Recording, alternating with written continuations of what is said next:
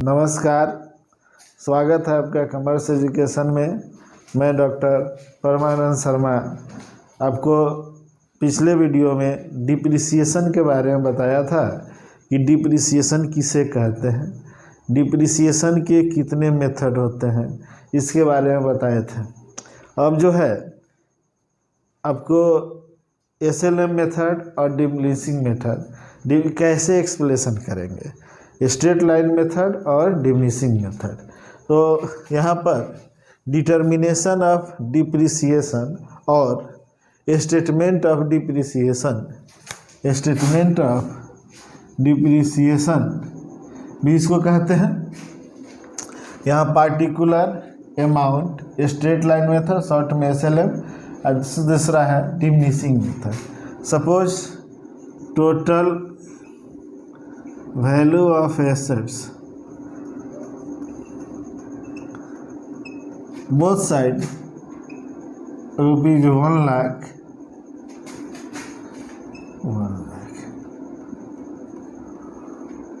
Less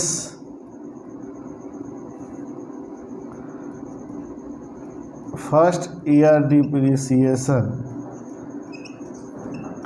at the rate of 10%। तो इसका 10,000, इसका भी 1 लाख का 10% 10,000। यहाँ हो जाएगा देयरफॉर बैलेंस। इसमें डिडक्ट कर घटाएंगे तो बैलेंस 90,000 एंड सेकेंड ईयर 90,000। यहाँ तक तो बराबर है, लेकिन अब थोड़ा सा डिफरेंस आएगा। फिर हम less second year depreciation at the rate of 10%। तो इसमें इसी का ओरिजिनल का 10,000, लेकिन इसमें इस बैलेंस का 10% 9,000। इसको जब हम घटाएंगे देयरफॉर बैलेंस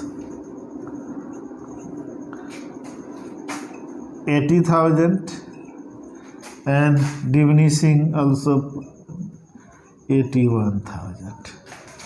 अब यहाँ लेस थर्ड ईयर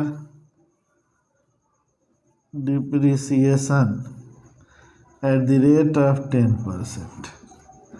तो इसमें ओरिजिनल 1 लाख का, यानी 1 लाख का 10%, तो 1 लाख का 10% निकालेंगे तो 10,000 10,000 ही होगा।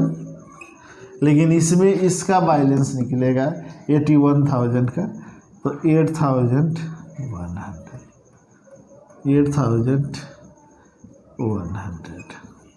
अब यहाँ पर यदि हम बैलेंस करते हैं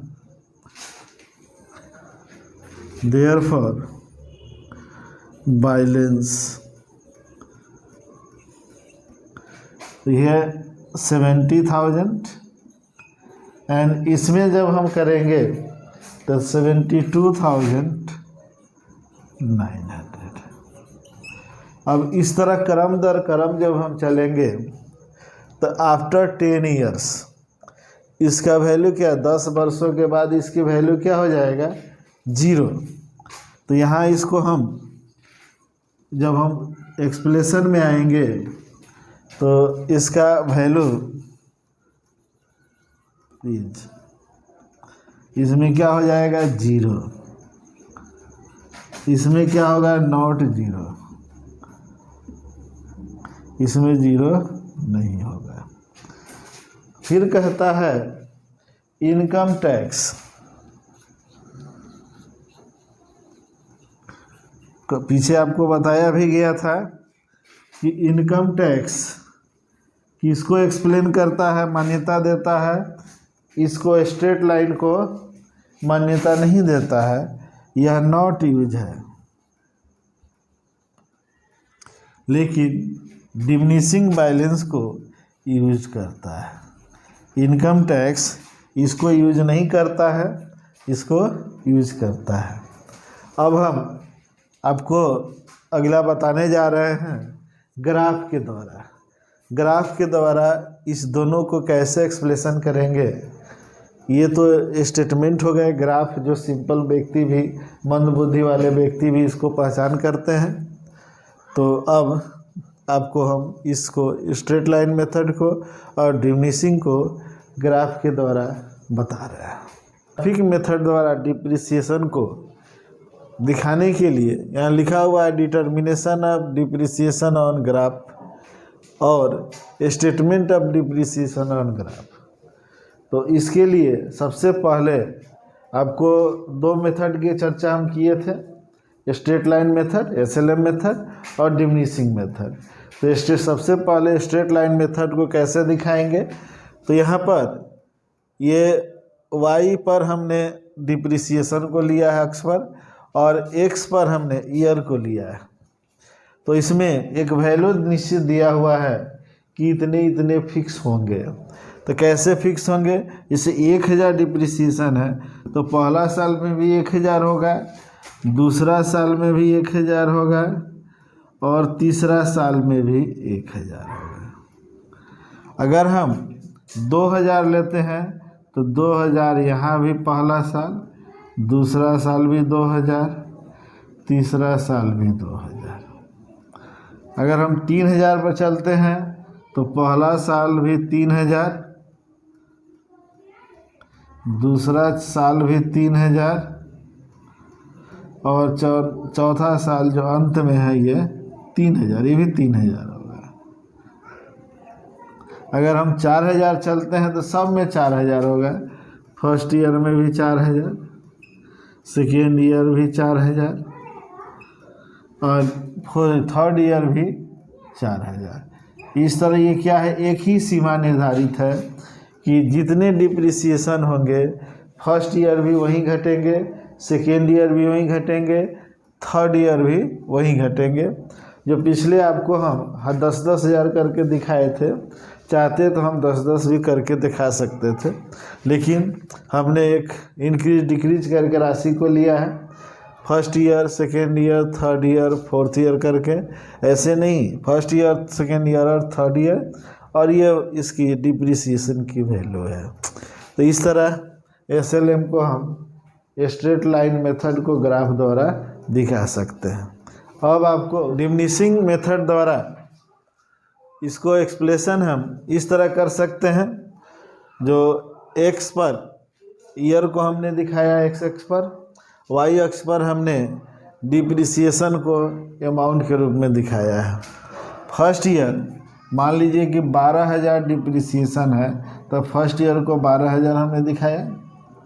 सेकेंड ईयर घटने के बाद उसके डिप्रिसिएशन 8000 हुआ तो 8000 हम दिखाए, और थर्ड ईयर 5000 हुआ तो 5000 को हमने दिखाया, इंडिकेट किया हुआ है। इसी को हम स्लोप कर लेंगे तो ये क्या हो जाएगी, मांग की रेखाओं की तरह स्लोप हो जाएगा, घटता चला जाएगा।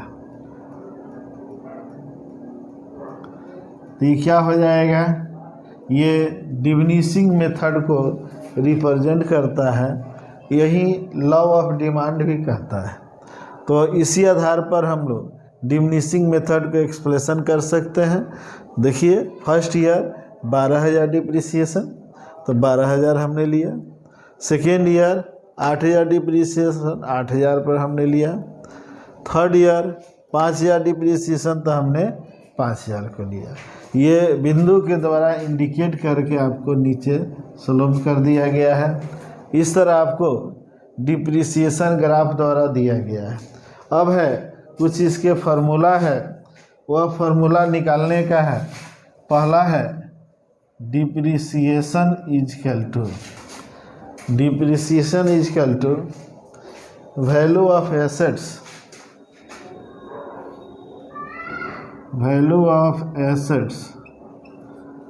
Into percentage by 100। Depreciation calculation का है।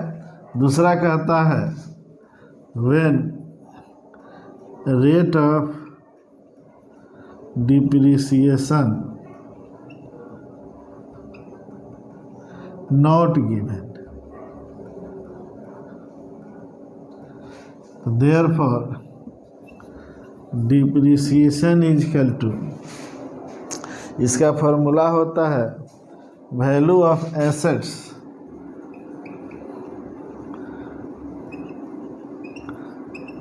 Minus sales of scrap by estimated of life.